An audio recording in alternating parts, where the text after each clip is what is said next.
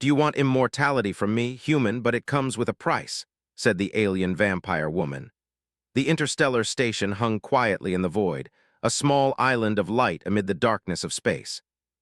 Elias Rowan stood near the observation deck, his eyes tracing the swirl of distant stars. Humanity had come far, farther than anyone on Earth could have imagined. But compared to the vast galaxy, humans were still small, fragile, fleeting. He felt it in his bones. Earth had yet to prove itself worthy of real attention. He adjusted the sleeve of his uniform and inhaled slowly. Diplomacy had become a careful dance. Every word, every smile, every polite pause could tilt the balance between species. Humans had a reputation for being short-lived, quick to act, and occasionally reckless, but Elias thought differently. Humans learned fast, humans adapted, and humans, for all their flaws, carried a spark no other species had. A soft chime interrupted his thoughts. He turned, expecting another diplomat or an assistant with a message. Instead, he saw her. She appeared almost out of nowhere, gliding across the deck with a grace that seemed unnatural. Her eyes were a deep violet, glinting like liquid starlight. Her skin shimmered faintly, pale as moonlight, but with an almost imperceptible warmth. Her presence alone made the room feel quieter, heavier, as if the air itself respected her. "Human," she said, her voice smooth and melodic, carrying a weight that Elias could not place. "Do you want immortality?" Elias froze, a chill running down his spine. The word immortality, he had read about it, wondered about it, even dreamed of it in passing, but he had never expected to hear it spoken aloud by an alien being. I don't understand," he said cautiously. She tilted her head, a slight smile playing on her lips. "It is simple. I offer you a life without end, no aging, no disease, no death, but—" She paused, letting the word hang in the silence. "It comes with a price." Elias felt a shiver of curiosity and fear. Immortality was tempting, but the warning in her voice made his instincts tighten. What kind of price?" Her smile widened just enough to reveal a hint of sharp teeth, though it was not frightening, more like a promise of knowledge too vast to ignore. "Ah, human. That is what you must discover. No one else has taken this choice lightly. None have succeeded." Elias studied her carefully. She was unlike anything humanity had ever encountered. The station had hosted ambassadors from countless species, some older than the stars themselves, but none had carried the aura she did. There was wisdom there, yes, but also power, power that had clearly survived for centuries, perhaps millennia. He swallowed. "Why me?" "Because humans are different," she said simply. "Your species is short-lived, yes, but you are clever, persistent, adaptable. You find ways to endure even when the odds are against you. Others have tried to survive for eternity, but they fail. Humans, you are promising." Elias felt a mix of pride and apprehension. Promising. He had never considered that humanity could attract such attention from the stars, and yet the very offer unsettled him. Immortality was not a gift, it was a responsibility, a burden, a trap even. "I need time," he said finally. "Of course," she replied. "But know this, human, time is the one thing even immortals cannot control completely. Choose wisely, or hesitate too long and the moment will pass." With that, she turned and glided toward the observation window, where the stars stretched endlessly beyond the glass. Elias followed, drawn by her presence despite himself. He felt as though the universe itself had paused, waiting for him to act. He wondered what it would feel like to live forever, to witness centuries unfold, to see civilizations rise and fall, to watch stars burn out and new ones ignite. And yet he also feared what that life would demand of him. There was a weight in immortality, a price she had not yet named, that he could sense even without knowing it. The station's soft hum seemed louder now, the machinery beneath his feet a reminder of the fragile technology humans relied on. His people had learned to survive in space, to adapt, to explore. But immortality was not survival, it was something else entirely. He took a deep breath and turned back to the alien woman. She regarded him quietly, as if she had expected this hesitation. "You wonder about the price," she said, her voice almost gentle now. "It is not simple. To live without end requires more than patience or caution.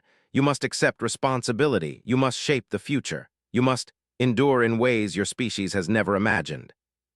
Some would call it a curse, others a duty. Elias swallowed hard. "And if I refuse? Then you live as all humans do, briefly, beautifully, and fleetingly, but your species will continue, and perhaps that is enough." He looked at her, really looked for the first time. There was no malice in her expression, no hidden agenda, only an invitation, an impossible challenge. She was offering him the chance to transcend mortality, to step beyond the limits of humanity, and yet she was warning him of the cost. Elias felt a strange mix of fear, excitement, and wonder. He realized then that humanity's greatest strength was not longevity or power, it was courage. The courage to face the unknown, to make choices when the outcome was uncertain, to act even when the stars themselves seemed indifferent. "I need to think," he said again, though this time with more conviction.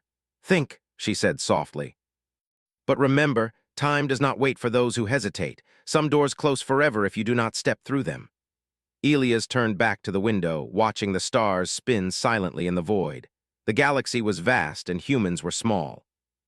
Yet for the first time, he felt the weight of potential pressing on his shoulders. Humanity had survived against impossible odds, and perhaps they were capable of more than they had ever imagined. A distant ship passed the station, its lights blinking like a heartbeat in the darkness. He imagined watching the galaxy for centuries, centuries of human ingenuity shaping the stars, guiding civilizations, solving problems that others could not even perceive. It was a vision both exhilarating and terrifying. He didn't know what he would choose. Immortality could be a gift or a prison. But one thing was certain, the galaxy had noticed humanity. And now, for the first time, humanity had a choice that could change everything. Lady Valeth's presence lingered even after she left. Her words echoed in his mind. "Do you want immortality? But it comes with a price." Elias sat in silence, staring at the endless expanse of stars. In that moment, he understood that the price was not just for him. It was a test for humanity itself. Could humans rise to a challenge no other species dared to face? Could they embrace responsibility without fear, adapt without arrogance, and endure without losing themselves? He did not yet have the answer, but he knew one thing: the story of humanity was about to enter a new chapter, and the galaxy would be watching.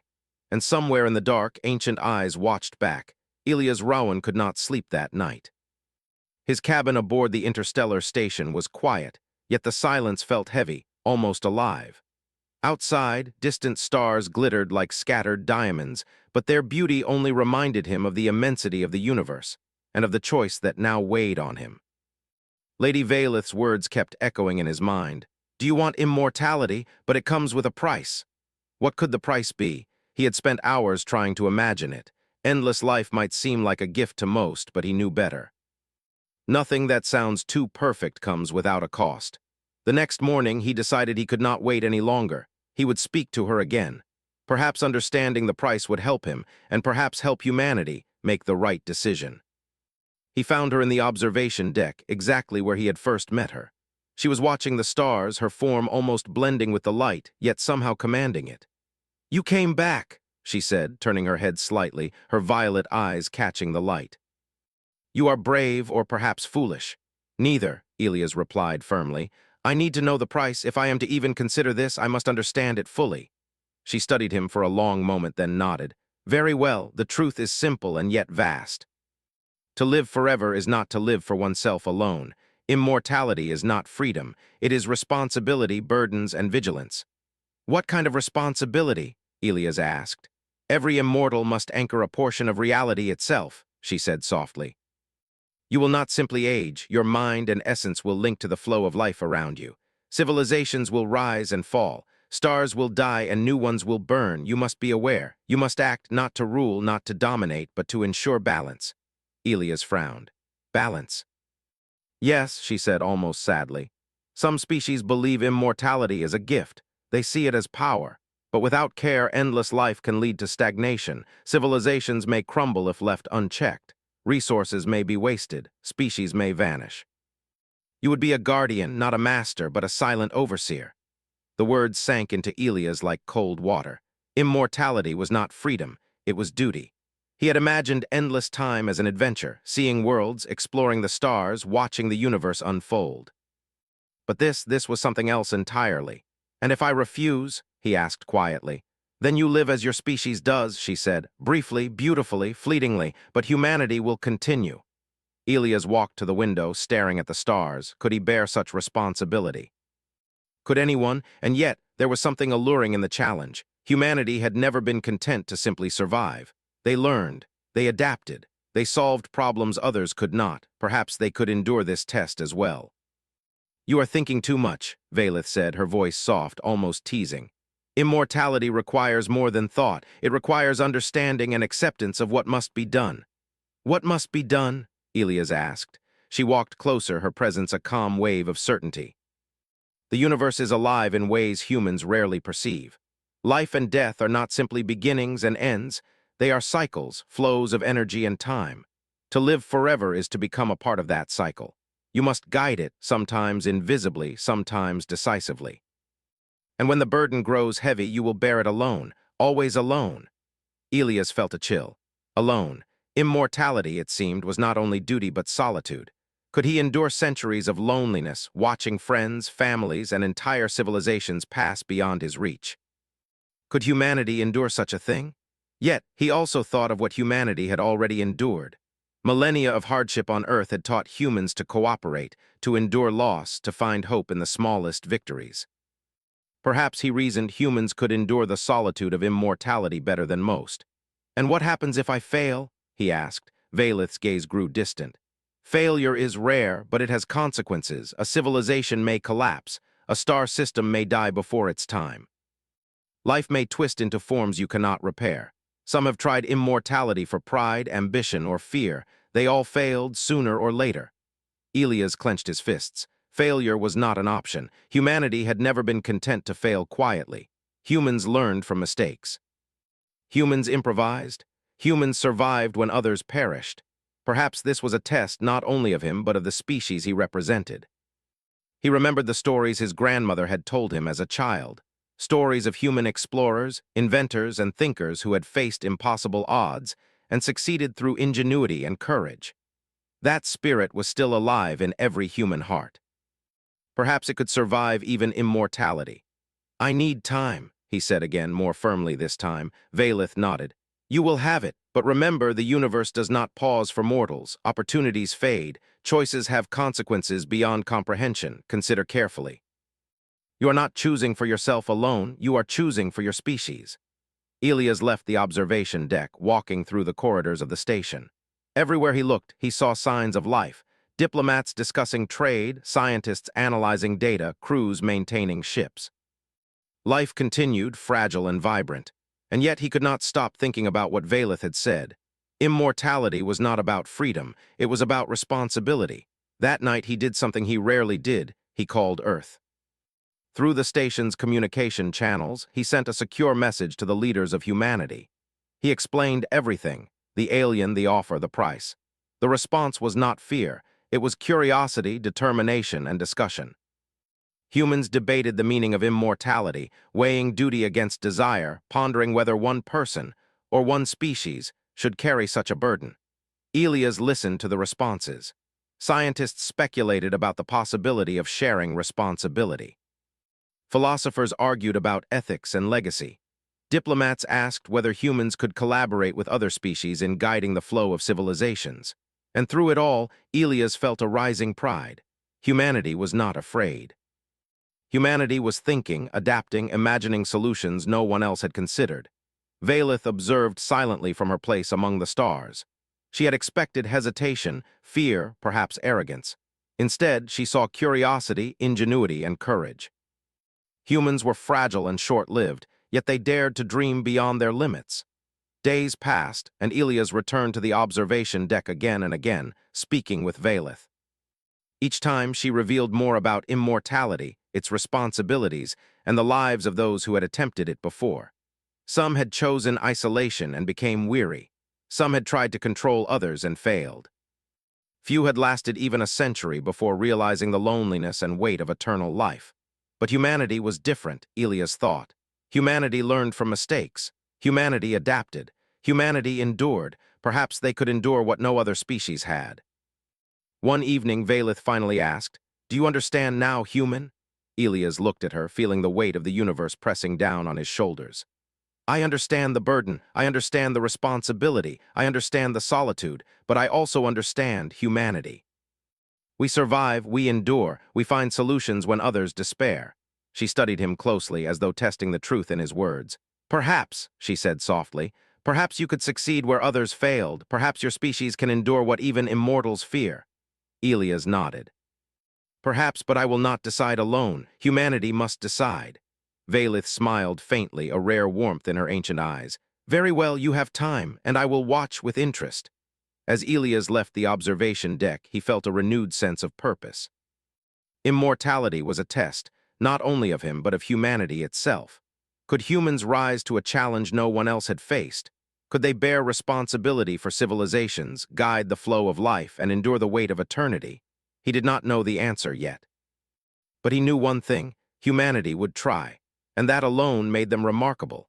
The stars outside seemed to shimmer brighter that night, as if acknowledging the tiny, resilient species aboard the station.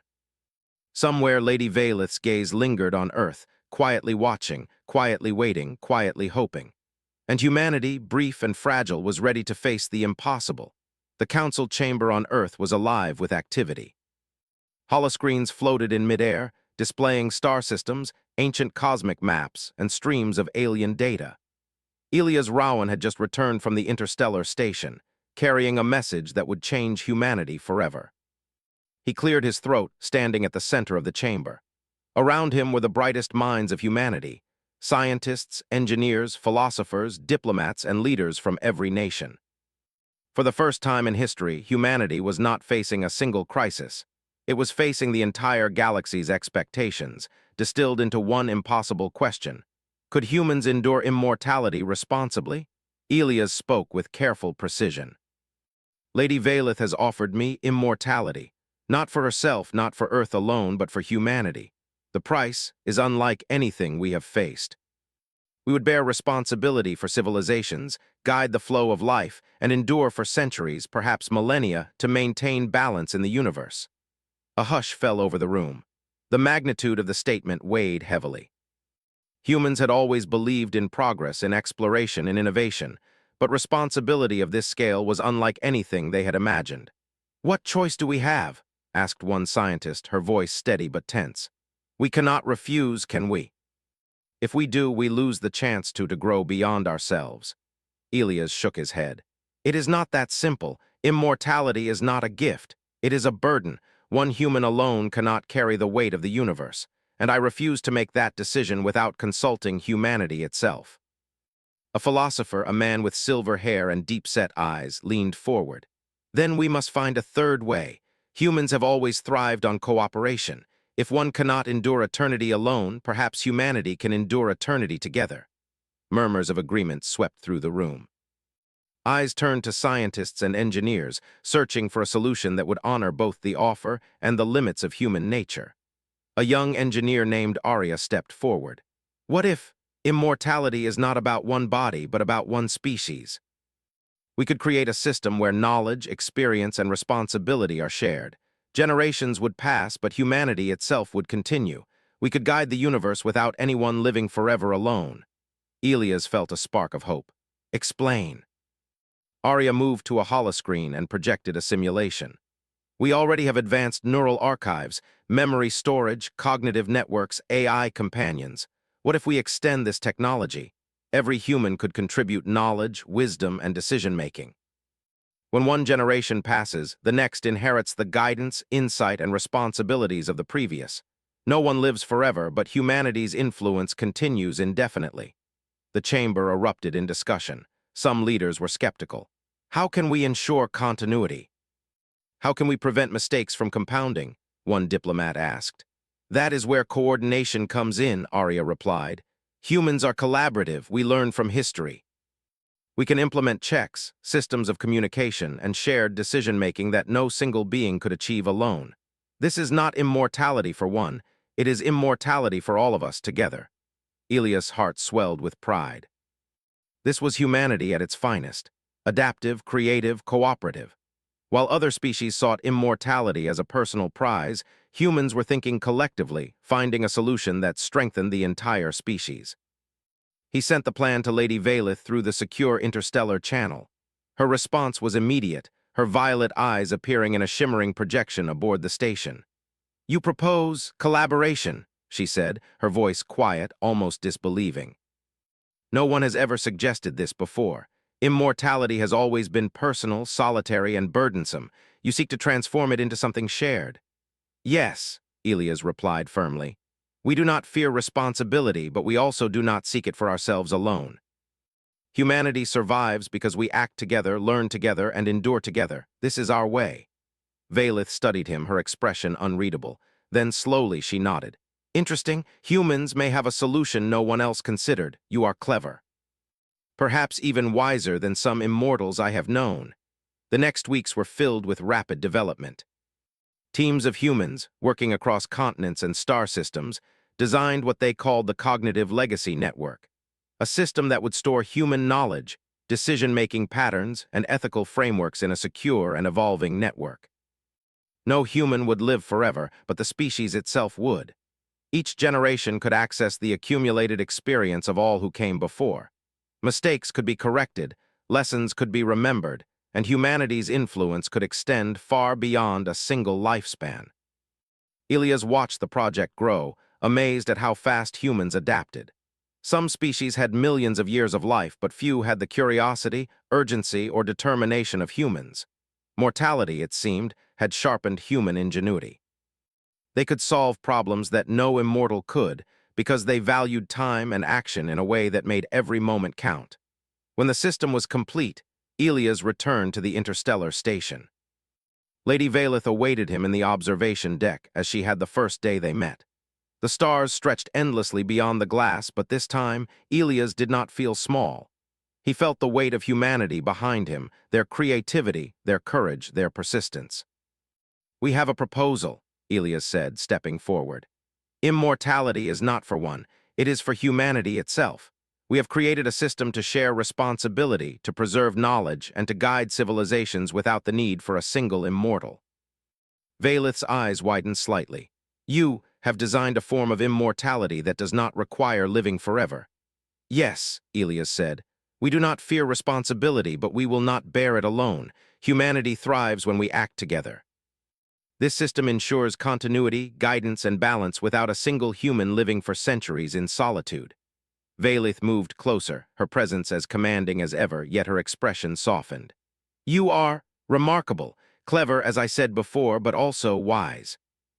I did not expect this. Your species is unpredictable. Elias smiled faintly. Humans are short-lived, yes, but we learn fast, we adapt, we endure. Perhaps immortality is not about length of life, but about the impact we leave behind. Valith's lips curved into a faint smile.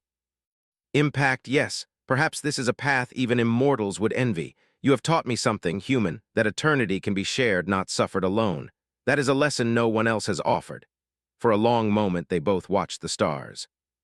The galaxy was vast and full of challenges, but humanity's solution was a beacon, proof that cleverness, collaboration, and courage could rival any power.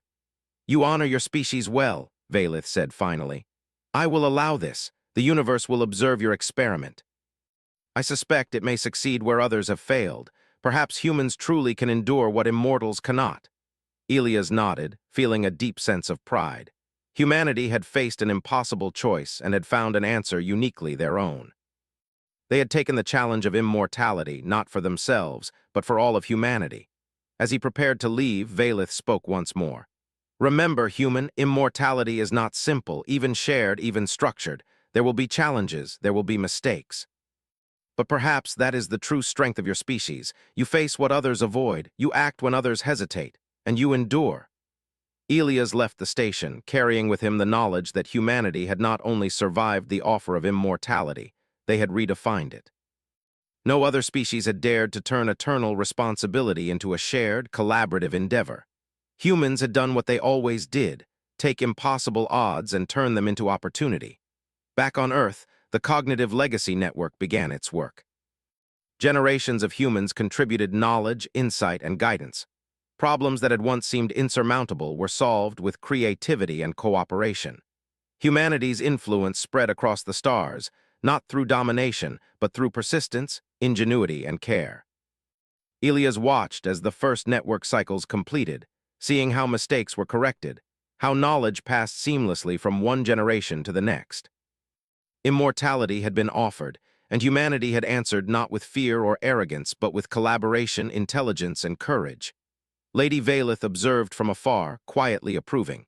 Humanity had proven itself worthy, not of life without end, but of impact without limits. And for the first time, the galaxy began to see humans not as fragile, short-lived creatures, but as a species capable of shaping the future itself. The stars stretched endlessly beyond the observation windows. Humanity's spark, brief and bright, was now joined to a network that could endure beyond centuries, beyond millennia.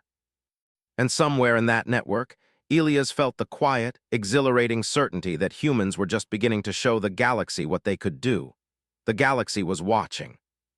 Elias Rowan had returned to Earth after his meetings with Lady Valeth, and humanity had begun implementing the cognitive legacy network. Across planets, colonies, and space stations, humans contributed knowledge, insight, and guidance to the shared system. The network was not a single mind, not a single immortal being. It was a living archive of human ingenuity, evolving with each generation. Other species were intrigued. Many had observed humans for decades, seeing them as fragile, impulsive, and short-lived. But the offer of immortality had changed everything. Aliens who had once dismissed humanity as insignificant now paid attention. On the neutral station where Elias had first met Valeth, diplomats from countless species gathered in whispered conversation. "Humans, they are attempting immortality without becoming immortal," said a blue-scaled envoy, her eyes wide with disbelief. "It is unprecedented." "They must be foolish," muttered another, a silver-feathered scholar. "No species survives such a burden." Immortality always demands solitude or power. They seek neither. Yet even in doubt, curiosity spread. Alien species began monitoring the network. They sent observers, analysts, and scholars to study humanity's methods. The cognitive legacy network was growing, expanding across star systems, storing knowledge, sharing decisions, and correcting mistakes. Its existence challenged centuries of assumptions, that only long-lived species could endure responsibility across generations, that immortality was impossible without eternal life. Elias watched reports from the station with quiet pride. Humans had turned the offer into a lesson for the galaxy. Mortality had forced them to be clever, collaborative, and careful. Other species, with lifespans measured in centuries or millennia, often hesitated, weighed endlessly, or succumbed to fear. Humans acted, learned, and adapted. Lady Valeth appeared beside him on the observation deck, her presence as commanding as ever. "They watch you closely," she said. "They doubt, they wonder, they fear failure, but you thrive." Elias shook his head. "No, we are not alone. Humanity is the network. Each person contributes. Each generation carries the next forward. That is what allows us to endure together." Valeth's eyes shimmered. "You have redefined what immortality means. You have not taken it for yourself. You have made it a species-wide endeavor, unpredictable, remarkable, even admirable." Across the galaxy, the first tangible effects of humanity's system began to show. A colony on the outer rim of a distant star system faced a supply shortage. Without guidance, it might have failed, but the cognitive legacy network provided instructions, drawing on decades of human experience with logistics, resource management, and problem-solving. The colony survived and even thrived. Elsewhere, a species struggling with environmental collapse received recommendations, ethical guidance, and technological insight from the human network. Unlike traditional intervention by a single powerful immortal, the humans did not impose dominance. They offered solutions, tools, and perspective. Species began to notice a pattern. Humans were not controlling, they were enabling. Ambassadors of the galaxy convened to discuss this phenomenon. For the first time, humans were treated not as short-lived observers, but as peers. Leaders who had once underestimated them now sought collaboration, advice, and partnership. In a grand chamber aboard a massive interstellar council station, Elias spoke before representatives of over 100 species. "Humanity is short-lived, yes," he said, "but our strength lies not in living forever as individuals, but in acting together. We share knowledge, responsibility, and wisdom across generations. This network allows us to guide challenges without claiming dominion, without demanding immortality. We do not rule, we assist. We do not dominate, we enable. And we believe that is enough to make a difference." The chamber was silent. Many delegates had expected arrogance or ambition. Instead, they saw clarity, humility, and courage. It was unlike anything the galaxy had witnessed. A golden-hued alien, centuries old by human standards, leaned forward. So you are saying your species endures not because of the length of life, but because of the sharing of knowledge and responsibility? Yes, Elias replied. We live in the moment, yes, but we prepare for the next. We fail, but we learn. We are mortal, yet we endure. That is humanity. Some murmured, skeptical. Others nodded, intrigued. Slowly, admiration began to replace doubt. The galaxy had long believed that only ancient, long-lived species could shoulder cosmic responsibility. Humans proved them wrong. Even Lady Valeth seemed pleased. You have exceeded my expectations, human. I offered immortality to one individual expecting hesitation or greed. Instead, your species has transformed the concept entirely. You have shown courage, ingenuity, and morality. Perhaps humans are not just survivors. Perhaps you are teachers of endurance. Back on Earth, the cognitive legacy network continued to expand. Young humans, unaware of their species, galactic observation, contributed ideas, solved problems, and innovated. Mistakes were documented, corrected, and learned from. Each generation built upon the last. Humans were no longer just short-lived creatures. They were a living, evolving force capable of shaping the galaxy through intelligence, cooperation, and vision. A crisis emerged on a distant planet, one far from human colonies. A previously unknown species faced ecological collapse due to a combination of natural and technological factors. Without intervention, the planet might have become uninhabitable. The human network responded. Using knowledge of ecosystems, sustainable technology, and collaborative governance, it provided guidance. Humans on nearby stations offered advice, coordinated resources, and shared ethical strategies for survival. Within decades, the species stabilized, their civilization learning resilient strategies from humans without direct control or domination. Other species began to realize something profound. Humans were exceptional not because of lifespan or strength, but because of adaptability, courage, and intellect. Mortality had forced them to act decisively, value collaboration, and innovate. Immortality alone, Valeth noted privately, often led to stagnation. Humans, by contrast, thrived precisely because they were mortal and chose to endure collectively. Elias reflected on the events in his cabin aboard the interstellar station. The stars stretched endlessly, but now they felt like a canvas. Humanity had painted its presence across the galaxy, not with conquest or power, but with perseverance, ingenuity, and care. Your species is remarkable, Valeth said beside him. You have taken a gift I offered for one and turned it into a lesson for many. Others might have failed.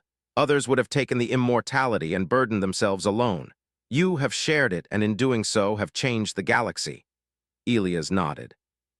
It was never about immortality for one. It was about humanity's survival, our growth, and our ability to endure. That is our gift. Valeth smiled faintly. Perhaps it is. Perhaps you will show the galaxy that mortality can be more powerful than eternity, courage more enduring than isolation, and collaboration more transformative than dominance. You have made me reconsider what I believed about life and responsibility. Across the galaxy, civilizations began to take notice. Human diplomats, engineers, and philosophers were invited to councils they had never attended. Aliens shared insights with humans, seeking collaboration rather than control. Humans, in turn, offered solutions, guidance, and creative approaches to universal challenges. The balance of power in the galaxy shifted subtly, not through weapons or coercion, but through human ingenuity, morality, and cooperative intelligence. In quiet moments, Elias reflected on the journey. Humanity had been offered immortality and a test, and had responded not with arrogance, fear, or greed, but with innovation, collaboration, and courage. They had not conquered. They had not ruled. They had endured. The galaxy had begun to reconsider humanity, not as fragile mortals, but as a species capable of guiding the flow of life itself. Other species, watching closely, could not help but admire, respect, and even learn from them. Lady Valeth observed the humans quietly, her ancient eyes reflecting the stars. Perhaps I was wrong, she whispered to herself. Perhaps humanity can endure what others fear. Perhaps they are not just a species, but a force of the universe itself. Elias stood at the observation deck, looking out at the glittering stars. The cognitive legacy network hummed quietly in the background, connecting millions of humans across planets and space stations. It was more than a system. It was a promise a testament, a living example of what humanity could achieve. And somewhere beyond the stars, the galaxy was taking notice.